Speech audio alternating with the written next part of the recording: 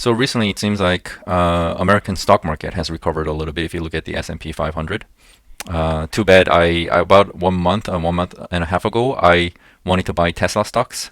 Since then, it went up by 100%. So I missed that up spike, but that's okay. I don't do capital gains investing. I don't own any stocks, so it was something that I thought about. But anyways, I guess recent recovery has put in a lot of optimism in people's minds, and a lot of people have been DMing me about various different ideas. And one of the interesting topic that came up was around lithium and how the lithium batteries are going to be used in electrical vehicles everywhere.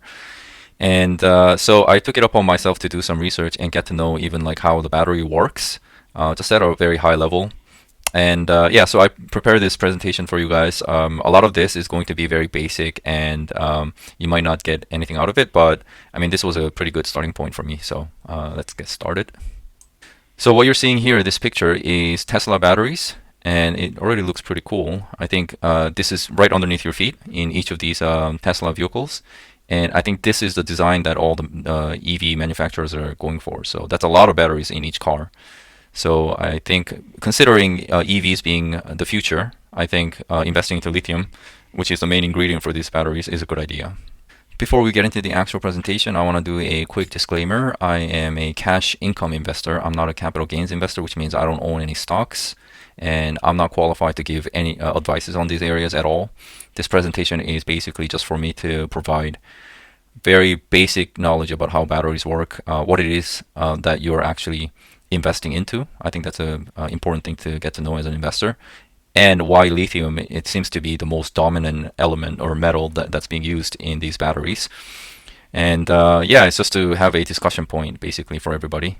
And so basically the way I approach this is if I had extra cash to invest into lithium related stocks, how I would actually approach doing that. Right, so how do the lithium batteries actually work? So in order for batteries to power any kind of electric devices or even electric vehicles, what you essentially need to have is, if you can imagine, what you see at the bottom here is the battery part, and then you need to have electrons flowing from one end of the battery to the other end, and these electrons have to go through the actual electrical device that you're powering. So that's the whole idea. That means you need to force the electrons to flow from one end of the battery to the other end, right? What that means is because electrons are negatively charged, you need a positive environment for the electrons to flow through the electrical device. So what you need over here is electron deprived environment, and I think they use some kind of chemicals to make that environment possible. And you basically put a wall in between these two ends of the battery so that electrons cannot pass through the wall. So then electrons have no choice but to follow the sort of a path into the electrical vehicle or electrical device, power the device, and then flow into the other end.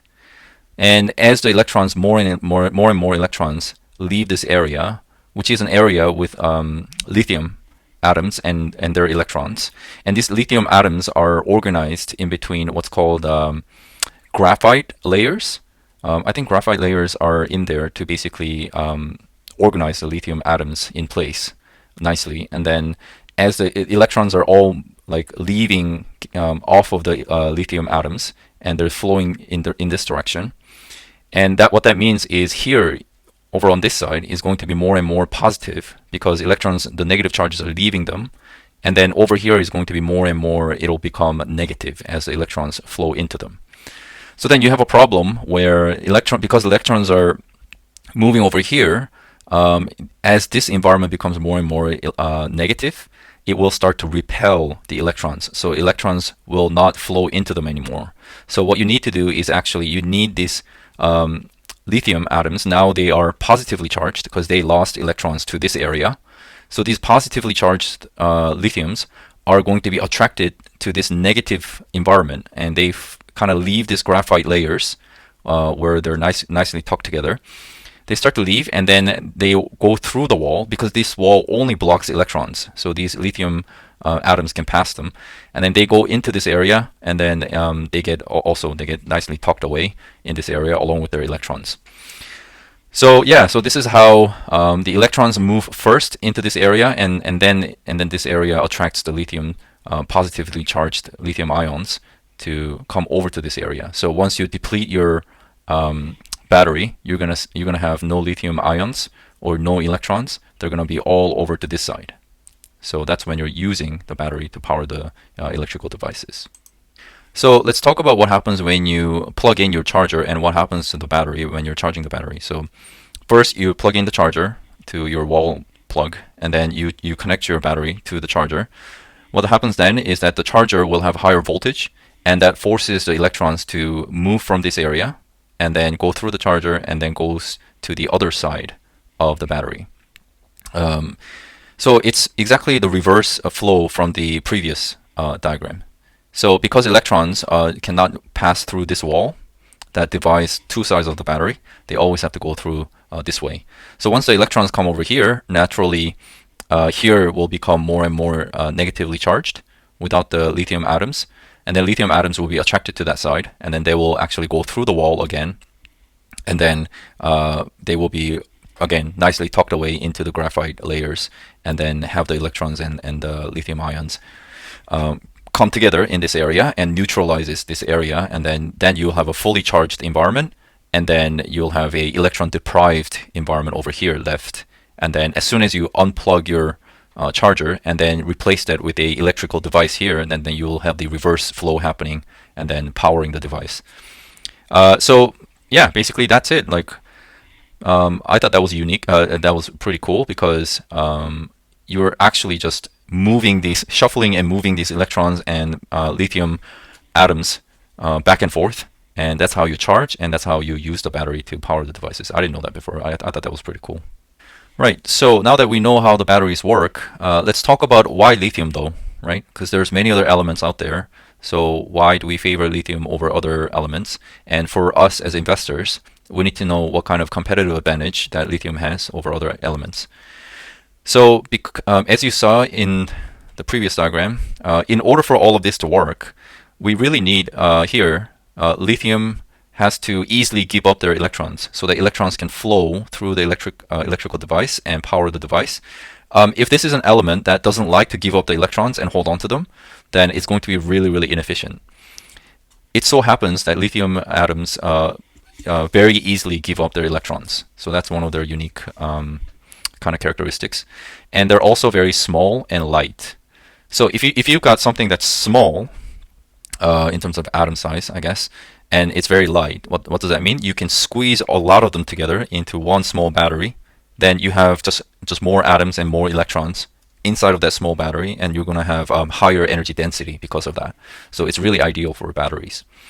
And also, lithiums are known to be relatively abundant on Earth, and they are commonly found in Chile, Australia, Argentina. And it doesn't look like they're that abundant. They're just relatively abundant compared to other elements. And also, in terms of extraction, it's not that cheap. I think there's a lot of more research going on in terms of mining, how to efficiently extract them, and how to find them. So exploration. So all of those things are actively being researched right now and just getting better and better. So let's take a look at some different ways to invest into lithium, both directly and indirectly. And all of these options would have their own kind of risks that you have to consider. So for example, lithium mining companies would be quite direct investing, and it would have its own risks such as operational risks. So it's quite a capital intensive operation actually if you want to extract any kind of minerals from the ground. There could be geopolitical issues. You have to get approval from the governments, and that could take a long time, and it could be multiple steps.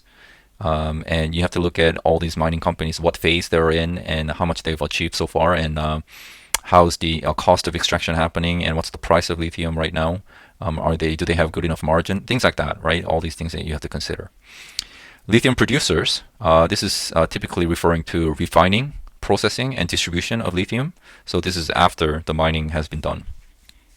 And there are some companies that I've put down as some examples: FMC Corporation, Tianqi Lithium, and etc. There's the battery manufacturers, Tesla, Panasonic, etc.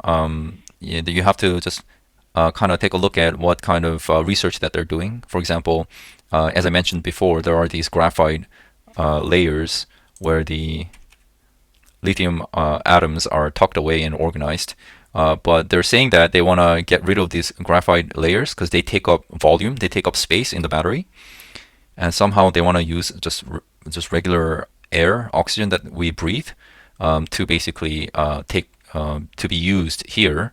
And I'm not too sure how that's going to work, but yeah. So if you have air instead of graphite layers, you will be able to put in, I guess, more lithium because you're not using the graphite that takes up the space, so it becomes more dense, energy packed batteries. So yeah, just we need to pay attention to those kind of battery technologies that are coming out, and which companies are at the forefront of it. And then lithium royalty companies. This is very interesting. So this is a sort of an indirect way of investing into lithium. So this is a company. These are companies that generate revenue from royalties on the production of lithium rather than directly mining or producing the metal. I don't know how that works. I don't know how those royalties are structured and what will be the sort of risks involved for these companies. I'm guessing they might set up all these royalties, but then the underlying companies that are operating, if they fail, then they make no money. I'm not sure. But there are some examples of these companies. I thought it was quite interesting because as long as you're not doing those operations, you might be offloading some of that risk, operational risk, to some other company. So that's some interesting way of investing into lithium. But if you ask me, I would personally go out and buy lithium ETFs because ETFs for me, they're just a better choice over manually managing individual stocks. Because as soon as I buy ETF, I am instantly diversifying, and I will take advantage of lower transaction costs. So imagine if I go out and buy individual stocks, how many different orders am I placing? How often am I placing?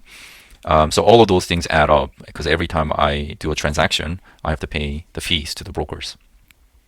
And also, there's a team of professional managers that are managing the basket of stocks that are in the ETF. So they would be picking the stocks that should be included in the basket, and then they would be responsible for rebalancing across the stocks in the basket periodically.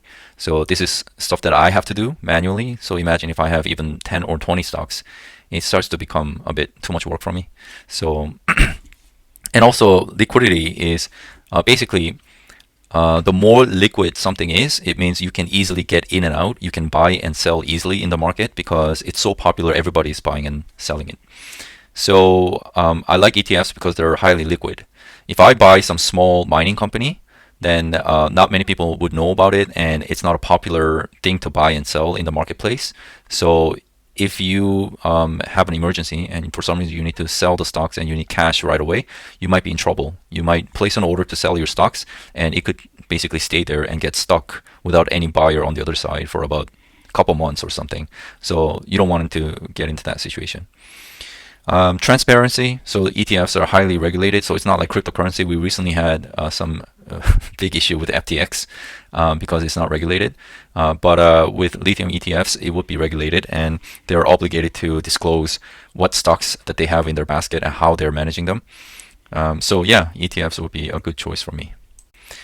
And finally, there are some examples of lithium ETFs. With these ETFs, what you need to know is you need to go to their official website and you need to probably take some time to read their report and how they kind of determine what stocks to include in their ETF and how they are managing sort of like what's the weight in each of the stocks. So how are they balancing, how are they allocating funds into each of these stocks in the basket? So they've got all these strategies and you should get to know them. And also, most importantly, how much money are they charging you? How much fees are they taking from you for managing all of that? So I have 4 examples of ETFs here, and so these are the symbols: LIT, BATT. So all of these things you can enter into your broker's mobile app or something and try to buy them. And AUM is it basically tells you how popular they are, how much money has been invested into these ETFs. So as you can see, this one is the most popular. It seems $4.9 billion under management, and this is the next, and this seems to be the smallest. So yeah, I mean, I haven't personally looked into details of these ETFs, but this was what I could find online. And if I was really interested in start doing lithium investing, I would definitely go into their official sites and research more about these ETFs. Yeah, so it was really interesting for me to get to know how batteries work, and I didn't know that before. So hopefully it was interesting for you guys as well. And now that we understand how it works, we can see that how lithium has competitive advantage over other elements when it comes to being used for batteries. And yeah, let me know what you guys think. I think it has good about 10 to 20 years to be used in the future. So it's a good investing opportunity right now, I think. And yeah, it was really interesting also for me to research these what's called thematic ETFs. So you pick a theme like lithium, and then you find an ETF that focuses on that niche theme. And I think there's a whole bunch of them out there, not just lithium, but whether it be like gaming industry, whether it be like clean energy. I think going forward, I would spend some time researching these things and also give you guys like some nuggets of lessons that we can learn and just kind of get to know what it is that we're actually investing into. So yeah, let me know down in the comments. And if you're investing into these things, I wish you luck.